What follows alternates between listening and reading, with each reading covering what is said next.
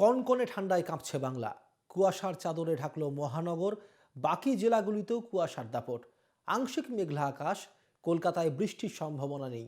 কলকাতায় সর্বনিম্ন তাপমাত্রা 14.7 ডিগ্রি সেলসিয়াস। গতকাল সর্বোচ্চ তাপমাত্রা ছিল 22 ডিগ্রি সেলসিয়াস। বাতাসে জলীয় বাষ্পের সর্বোচ্চ পরিমাণ 72 থেকে 94%। কনকনে ঠান্ডায় কাঁপছে বাংলা। আর এই নিয়ে বিস্তারিত জানতে আমরা এখন সরাসরি চলে যাব আমাদের প্রতিনিধি রক্তিমা দাসের কাছে। রক্তিমা, আবহাওয়া সংক্রান্ত কি খবর রয়েছে জানাও আমাদের। দেখো, যেটা আবহাওয়া দপ্তরের তরফে যেটা জানানো হচ্ছে যে উত্তরবঙ্গ এবং দক্ষিণবঙ্গে একই সঙ্গে কিন্তু ঘন কুয়াশার দাপট থাকবে। এবং দেখো, তোমাকে জানিয়ে রাখি, দক্ষিণবঙ্গে কিন্তু ইতিমধ্যেই ঘন কুয়াশার জন্য হলুদ সতর্কতা জারি হয়েছে। সেক্ষেত্রে বর্ধমান, বীরভূম, মুর্শিদাবাদ এই সমস্ত জেলাগুলিতে কিন্তু ঘন কুয়াশা থাকছে। এবং একই সঙ্গে দক্ষিণবঙ্গের সব রাজ্যেই কিন্তু কুয়াশার দাপট কিন্তু চলবে কতদিন ধরে। এবং দেখো, তোমাকে জানিয়ে রাখি, যদিও ইতিমধ্যে যেটা আবহাওয়া দপ্তরের তরফে যেটা জানাচ্ছে, এর মধ্যে কিন্তু বৃষ্টির সম্ভাবনা নেই দক্ষিণবঙ্গে। তবে উত্তরবঙ্গের পার্বত্য এলাকায় যেমন দার্জিলিং, কালিম্পং এই জেলাগুলিতে বৃষ্টির সম্ভাবনা রয়েছে। এবং একই সঙ্গে সিকিমে কিন্তু তুষারপাতের সম্ভাবনা রয়েছে। এবং সিকিমের এই তুষারপাতের সম্ভাবনার জন্য কিন্তু এর প্রভাব কিন্তু পড়বে দার্জিলিংয়েও। অর্থাৎ দার্জিলিংয়ের যে পার্বত্য এরিয়াগুলো রয়েছে সেখানে কিন্তু তুষারপাতের সম্ভাবনা রয়েছে আগামী কয়েকদিন। এবং একই সঙ্গে উত্তরবঙ্গের অন্যান্য জেলাগুলিতেও ঘন কুয়াশার দাপট চলবে এই কদিন ধরে। এবং কলকাতার জন্য একই সতর্কতা জারি হয়েছে। সেক্ষেত্রে যারা সকালে বেরোন কাজের ক্ষেত্রে, অফিস বা যাদের ট্রেন, মূলত যারা ট্রেন যাত্রা করে থাকেন, তাদের জন্য কিন্তু একটা সতর্ক বার্তা দেওয়া হচ্ছে যাতে হাতে সময় নিয়ে তারা বেরোন। কারণ কুয়াশার জন্য অনেক সময় ট্রেন লেট হয়ে থাকে। ফলত যারা সকালে বেরোবেন তাদের কিন্তু হাতে সময় নিয়ে বেরোতে হবে। উত্তরবঙ্গ থেকে দক্ষিণবঙ্গ এই কদিন কিন্তু একেবারে কুয়াশার দাপট চলবে। সুমিত। রক্তিমা, আমরা জানি যে এই শীতকে কেন্দ্র করে ইতিমধ্যেই শুধুমাত্র কলকাতার মানুষ নন, কলকাতার মধ্যে জেলা থেকেও বহু পর্যটকের আগমন ঘটে শহর কলকাতার মধ্যে। সেইভাবেই ইতিমধ্যেই কিন্তু পর্যটকরা আসতে শুরু করেছেন কলকাতাতে।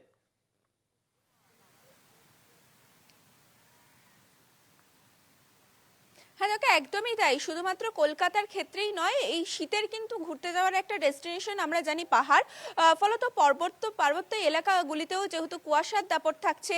এবং একই সঙ্গে দার্জিলিংয়ে আমরা দেখেছি, গত কয়েকদিন আগেও আমরা দেখেছি যে তুষারপাত হয়েছে। ফলত একেবারে পর্যটকদের জন্য যে ঘুরতে যাওয়ার ডেস্টিনেশন দার্জিলিং, তার জন্য কিন্তু একেবারে বলা যায় মনোরম পরিবেশ। কারণ এই সময় তারা যেমন সিকিমে বরফ পাবে, দার্জিলিং কালিম্পংয়েও বরফ পাবে।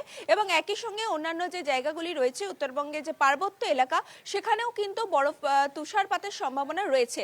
ফলত একেবারে পর্যটকদের জন্য একেবারে মনোরম পরিবেশ বলাই যায়। এবং কলকাতার ক্ষেত্রেও কিন্তু তাই। আমরা যেটা দেখেছি, এবারে প্রথম থেকে শীতের যে অভাবটা ছিল সেটা কিন্তু অনেকটাই পূরণ হয়ে গিয়েছে। তবে এই কিছুদিন ধরে কুয়াশার দাপট থাকলেও একদমই যেটা রক্তিমা, আবহাওয়া তুমি দপ্তর। আমাদের সঙ্গে থাকো।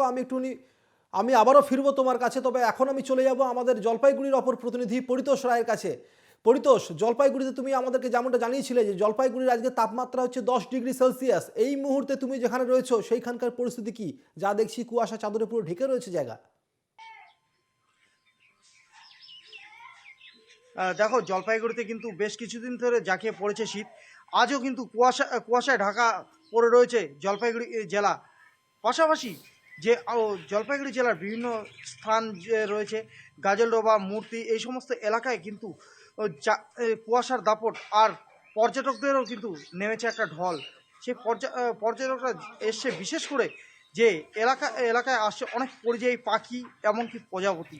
এই সমস্ত কিছু দেখতেই কিন্তু বাইরে থেকে বহু পর্যটকরা আসছে কিন্তু এই শীতের মরশুমে এলাকায় ঘুরতে।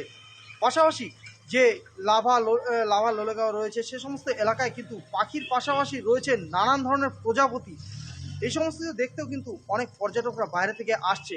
তাছাড়াও এই শীতের কুয়াশার দাপটে কিন্তু এলাকার যে যানবাহন চলাচল কিন্তু খুবই অসুবিধার মধ্যে পড়েছে। কারণ কুয়াশার কারণে দৃশ্যমানতা এতটাই কম, রাস্তাঘাটে গাড়ি চলাচলে খুবই ব্যাঘাত ঘটছে, এমনকি অ্যাক্সিডেন্টের পরিমাণও বেড়ে যাচ্ছে। যেখানে 1 ঘন্টার রাস্তা, তাদের যেতে সময় লাগছে প্রায় 4 ঘন্টার মতো। এইভাবে কিন্তু প্রতিনিয়ত কুয়াশা দাপট কিন্তু চলে আসছে, বেশ কিছুদিন হয়ে গেল। তাছাড়াও এলাকায় কিন্তু লাগাতার যে ছোটো মোটো চুরির ঘটনা ঘটে চলছে। কারণ কুয়াশার কারণে পুলিশ প্রশাসন থেকে যতই টহলদারি দিক না কেন, কুয়াশার কারণে দৃশ্যমানতা কম। সেই কারণে কোথায় কি হচ্ছে ঠিকমতো প্রশাসন লক্ষ্য করতেও পারছে না। যার কারণে কিন্তু এলাকায় ছোট বড় চুরির ঘটনা ঘটে আসে। তাছাড়াও এলাকার যে সাধারণ জনগণ রয়েছে তাদের তাদের চলাচলের ক্ষেত্রেও বিঘ্ন ঘটছে। যারা দিনমজুর, বেশ, তুমি আমাদের দিনমজুররা কিন্তু সঙ্গে থাকো পরিতোষ, আমি আবারও ফিরবো তোমার কাছে পরে। এই মুহূর্তে আমি আবার চলে যাব আমাদের অপর প্রতিনিধি রক্তিমার কাছে। রক্তিমা, আমরা দেখেছি যে গত কয়েকদিন ধরে কিন্তু দক্ষিণবঙ্গের বেশ কিছু জায়গার মধ্যে বৃষ্টি হয়েছে। কলকাতার মধ্যেও কি ইতিমধ্যে বৃষ্টির সম্ভাবনা রয়েছে, বা দক্ষিণবঙ্গের আর কোনো জেলার মধ্যে আগামীতে বৃষ্টির সম্ভাবনা রয়েছে? আবহাওয়া দপ্তরের তরফ থেকে কি খবর রয়েছে?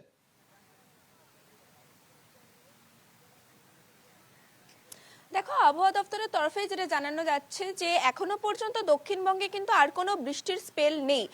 সকালবেলা যেটা জানাচ্ছে আবহাওয়া দপ্তর, যে সকালবেলা কিন্তু কুয়াশার দাপট থাকলেও বেলা বাড়ার সঙ্গে সঙ্গে মেঘলা আকাশ থাকবে, কিন্তু বৃষ্টির কিন্তু কোনো সম্ভাবনা নেই দক্ষিণবঙ্গের কোনো জেলাতেই, কলকাতাতেও নেই। এবং একই সঙ্গে দেখো যেটা জানানো হচ্ছে যে সকালের তাপমাত্রা এখনো কিন্তু অনেকটাই স্বাভাবিকের থেকে নিচে রয়েছে, এবং রাতের তাপমাত্রাও কিন্তু আর এই মুহূর্তে কোনো কমার সম্ভাবনা নেই। আগামীকাল থেকে যেটা জানা যাচ্ছে যে আগামীকাল থেকেই শুষ্ক পরিবেশ, আবহাওয়ার পরিবর্তন, অর্থাৎ এই যে শীতের স্পেল সেটা কিন্তু এবার কাটতে চলেছে। আবহাওয়া দপ্তরের তরফে যেটা বলা হচ্ছে যে আর কিন্তু শীত বাড়ার কোনো সম্ভাবনা নেই। আমরা যেটা দেখেছি গত মঙ্গলবার থেকে আবহাওয়ার পরিবর্তন হয়েছে, তাপমাত্রা বাড়তে শুরু করেছে, এবং এবার থেকে কিন্তু আবহাওয়া বাড়বেই। আবহাওয়া আর তাপমাত্রা কমার কোনো সম্ভাবনা নেই। ফলত এটা বলাই যায় যে এই সপ্তাহটা একেবারে শীতের যে স্পেল সেটা কিন্তু ভোগ করে নেওয়া যেতেই পারে, কিন্তু তার পরবর্তী যে সপ্তাহগুলো রয়েছে সেক্ষেত্রে কিন্তু আবহাওয়া আবার পরিবর্তন হবে এবং তাপমাত্রা বাড়তে চলেছে। বেশ, অনেক ধন্যবাদ রক্তিমা। আমাদের সঙ্গে ছিলেন আমাদের প্রতিনিধি রক্তিমা দাস, এবং জলপাইগুড়ি থেকে ছিলেন আমার প্রতিনিধি পরিতোষ। আমার দুই প্রতিনিধিকেই আমি ধন্যবাদ জানাচ্ছি।